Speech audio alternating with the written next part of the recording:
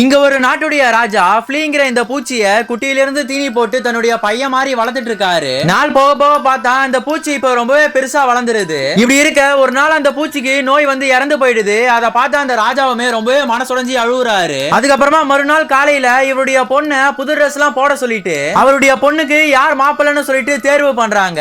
இப்ப அந்த மாப்பிள்ளை தேர்வுல கலந்துக்கிறவங்களுக்கு காலை அடக்கிற மாதிரியும் கல்லு தூக்குற மாதிரியும் போட்டி வைப்பாருன்னு சொல்லி பார்த்தா அவர் வளர்த்த அந்த பூச்சியுடைய தோலை அப்படியே உரிச்சு தொங்க விட்டு இது எந்த பூச்சின்னு சொல்லிட்டு யாரு கரெக்டா அதோட பேரை சொல்றாங்களோ அவங்களுக்கு தான் என்னுடைய பொண்ணை நான் கல்யாணம் பண்ணி கொடுப்பேன்னு சொல்லிடுறாரு. இப்ப இந்த மாப்பிள்ளை தேர்வுல நிறைய இளவரசர்கள் கலந்துக்கிறாங்க. ஒருத்தர் பூத கண்ணாடி எல்லாம் வச்சு பாக்குறாரு. ஆனா அப்ப கூட அவரால் கண்டுபிடிக்க முடியல. அதுக்கப்புறமா அங்க ஒரு அழகான இளவரசர் ஒருத்தர் வராரு. இத பார்த்ததும் இந்த இளவரசி இவர் எப்படியாவது அந்த பூச்சியுடைய பேரை கரெக்டா சொல்லணும்னு சொல்லி ஆசைப்படுறாங்க.